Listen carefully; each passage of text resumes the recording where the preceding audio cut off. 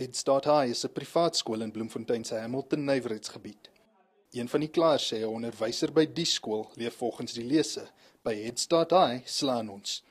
In selfoonbeeldmateriaal wat na bewering tussen Julie en Augustus vanjaar afgeneem is, kan die onderwyser gesien word waar hy verskeie kere met sy lat onder die kinders inklim.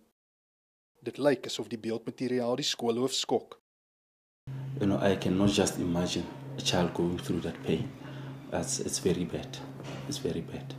It comes as a shock, but as a school, we need to follow right procedures to put the teacher into disciplinary process and therefore find a way forward so that our learners do not keep experiencing this kind of bad treatment from the teachers.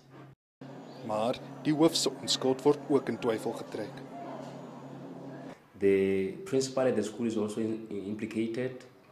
It is alleged that at some stage he caught learners with dumpies or bottles of alcohol, and the punishment for the learners that were caught was 40 lashings.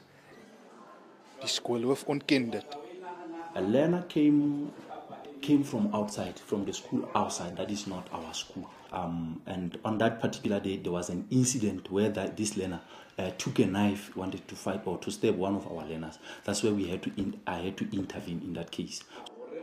Die Menseregtekommissie het bevestig dat hy die klagtes ondersoek en onderhoude met leerlinge sal voer. Die Vrystaatse Onderwysdepartement was nie beskikbaar vir kommentaar nie. Olketse, Enies, Bloemfontein.